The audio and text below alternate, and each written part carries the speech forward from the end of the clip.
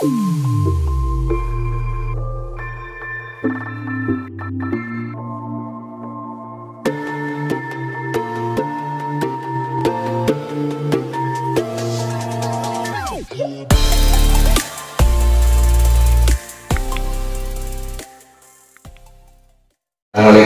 Waalaikumsalam. Sudah lama nih Pak? Alhamdulillah. Kebetulan banget nih. Ya ini baik aja Pak. nah ini teman-teman pemirsa untuk semuanya saja warga Desa Temangsari. Ini mumpung ada Pak Jumal di sini selaku pembantu pencatat nikah ya Pak. Petugas pembantu pencatat nikah yang kita tahu P3N. Nah ini juga kebetulan ada Mas Sukri nih. Ini gini Mas Sukri sama Pak Jumal, ini mumpung kebetulan panjenengan kesini, intinya kan di sini kan banyak warga Desa Temangsari lah yang dalam hal untuk permohonan pernikahan itu belum tahu masalah persyaratannya apa saja. Ini mumpung ada jenengan, ini saya minta waktu jenengan bisa? Ya ini nanti gini loh Pak, iya santai saja. Ini kan banyak warga yang tidak tahu masalah persyaratan nikah. Sebenarnya syarat nikah itu apa saja sih Pak? Persyaratan nikah berarti sebelum masuk itu saya cerita dulu Ya. bahwa posisi saya adalah pembantu pegawai pencatat nikah. Dulu proses saya ketika diangkat menjadi pembantu pencatat nikah itu tahun 2008 ya. 2008. 2008 itu prosesnya juga penjaringan dites tentang pemulakahan dan juga perlindungan tentang perkawinan. Pengetahuan saya waktu itu bahwa saya juga punya SK. SK berhak untuk membantu melakukan pencatatan nikah ya. Jadi intinya orang KW yang ditanam di desa. Jalannya waktu memang ada semacam apa ya, masih dimaksud apa ya. Jadi boleh tetap menjalankan itu mengawal sebagai mitra dari desa atau KUA sebagai fasilitator. Iya. Jadi porsinya memang untuk saat ini ya kayak fasilitator. Fasilitator ya. Mau fasilitasi. Iya. Fasilitator antara calon pengantin dengan KUA.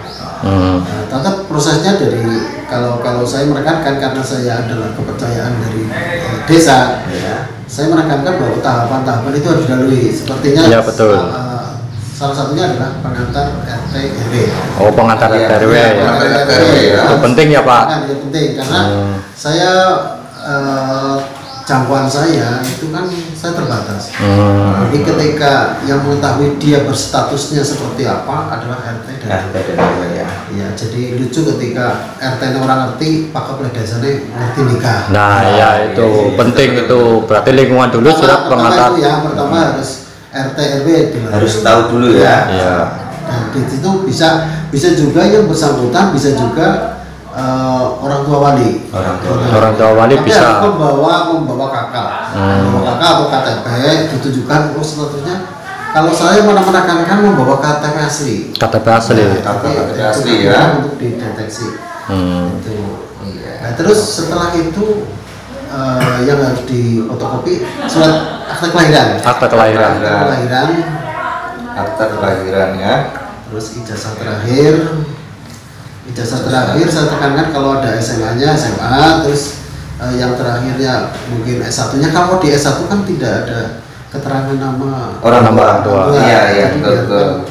Ada Ijazah SMA, SLTA atau SMP. Yang penting ada ijazah lah yang lampiran. Nah terus kami tekankan juga untuk melengkapi surat nikah orang tua. Surat nikah orang tua itu perlu juga ya. Berarti Mas Sukri ini belum tahu ini masalah ini Mas. Belum paham ini. Belum paham ya. Iya.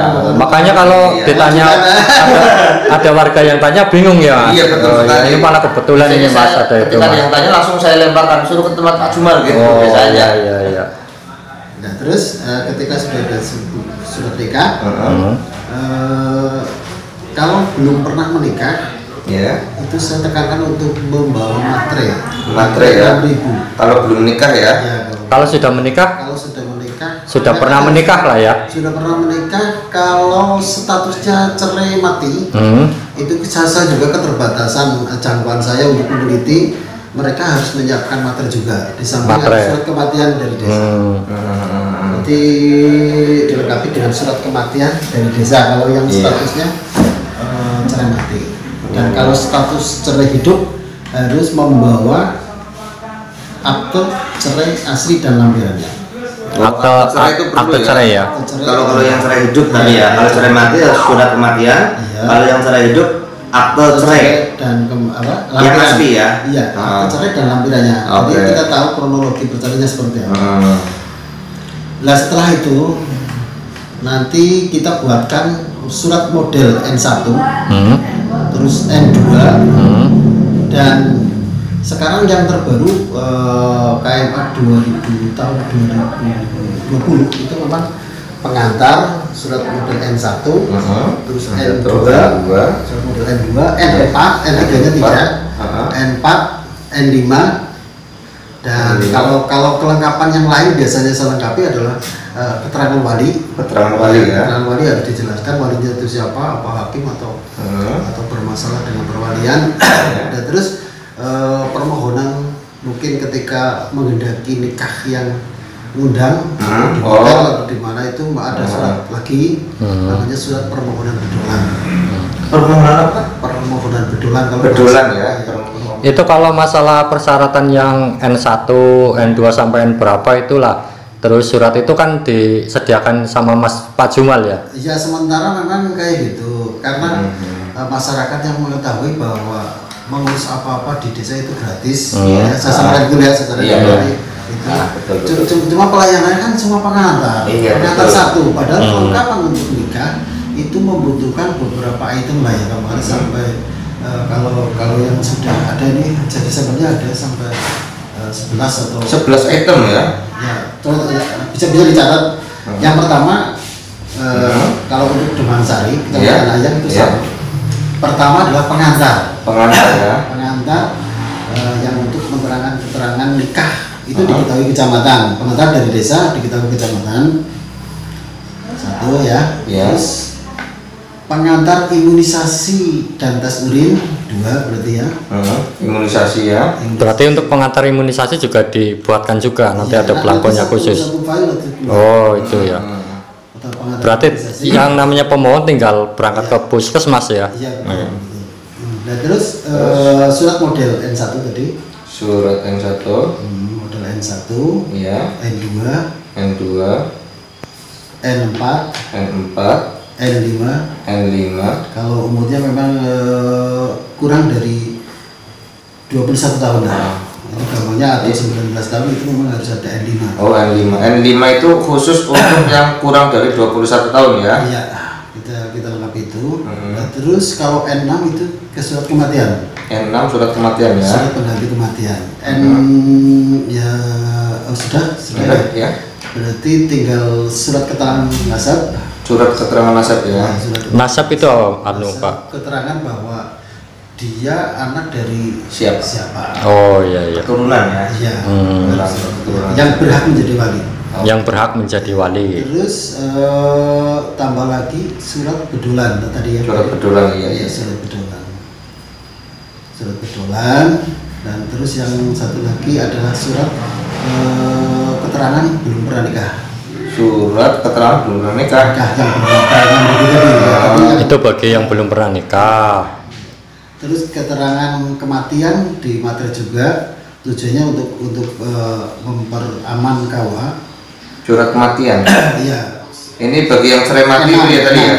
Oh yang N6 ya. Ada keterangan juga sama fungsinya sama seperti keterangan belum pernah menikah materi. Cuma ketika kematian itu kan yang mengeluarkan kan desa. Dikhawatirkan ada oknum yang bermain ketika membuatkan N6, dia akan bisa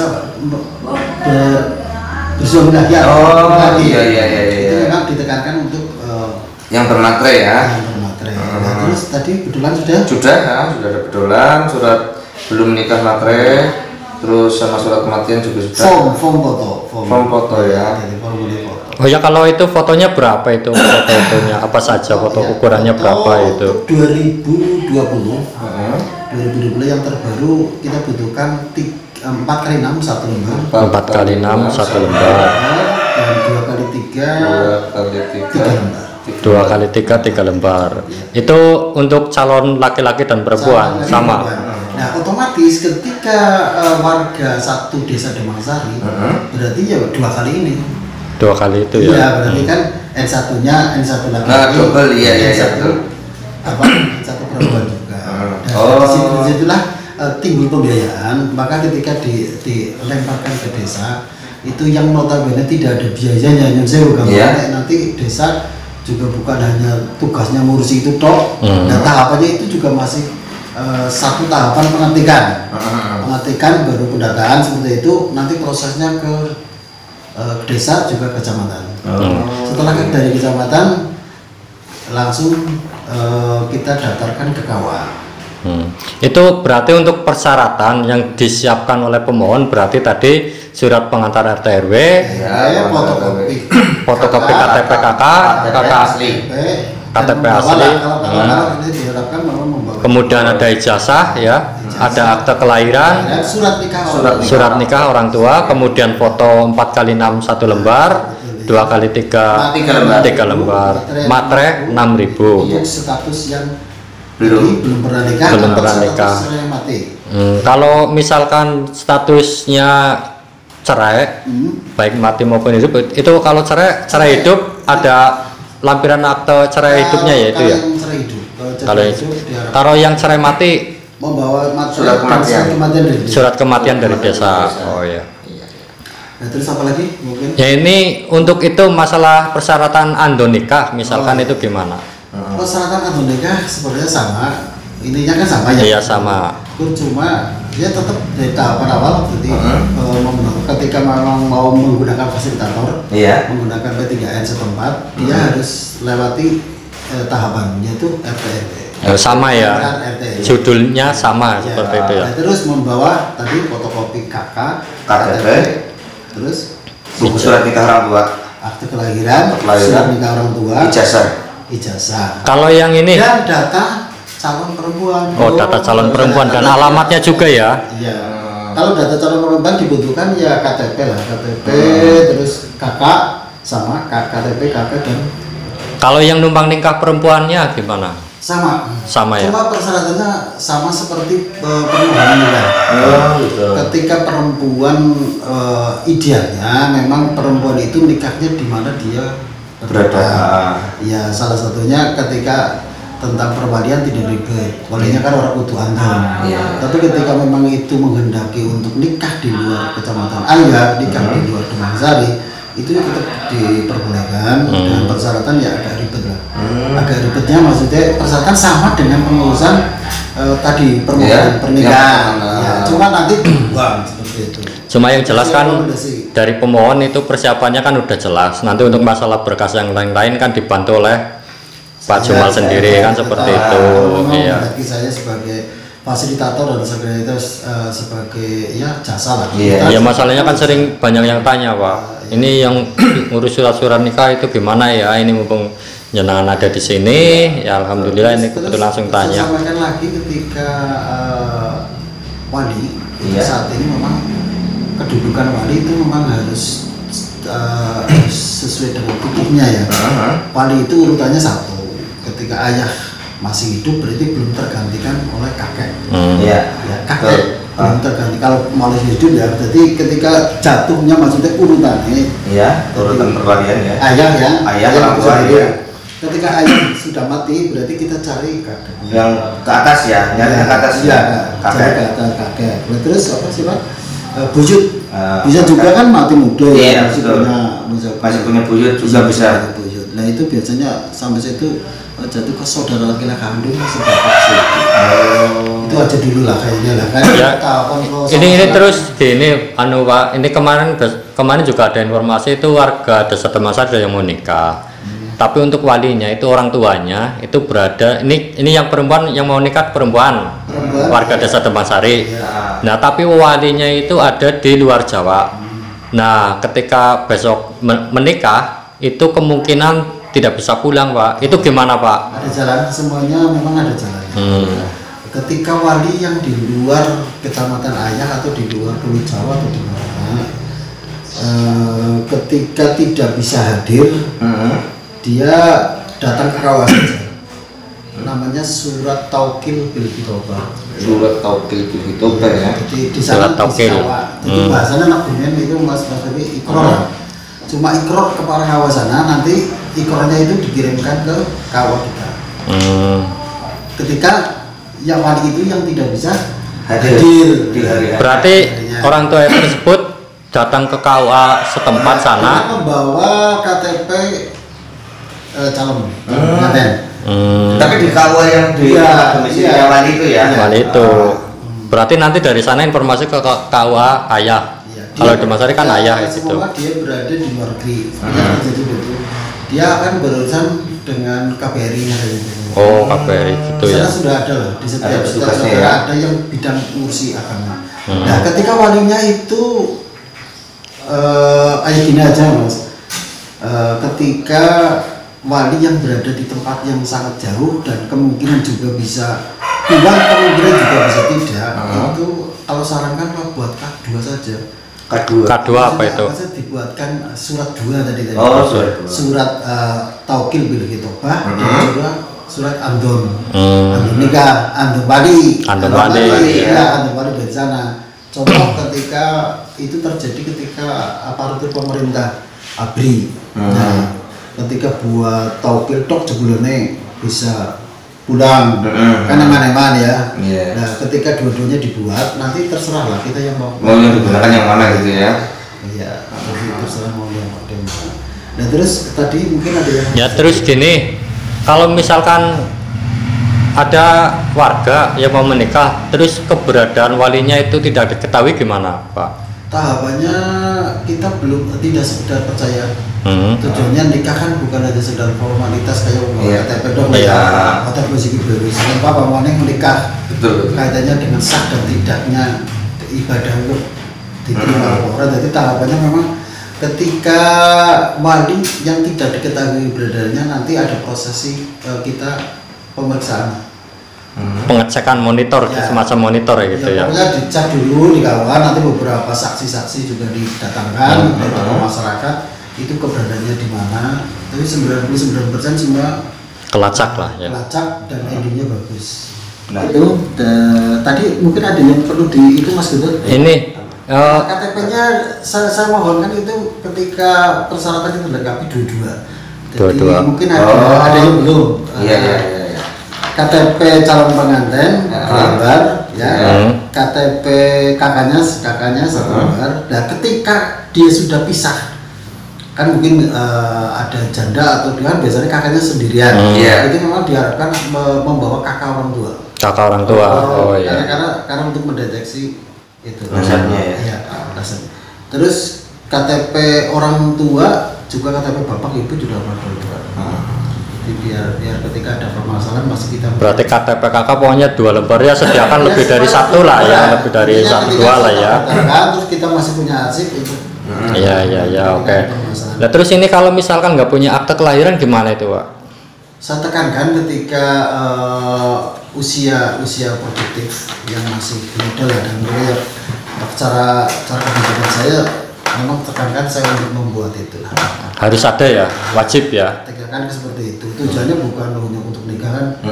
Ketika kepentok buat kerjaan, terus untuk daftar haji, untuk pembalap ke depan ya untuk kemana waris. Mereka itu sudah ditunjukkan. Berarti juga nanti kalau misalkan tidak bisa melampirkan surat nikah orang tua juga harus mengurus duplikat nikah kayak gitu.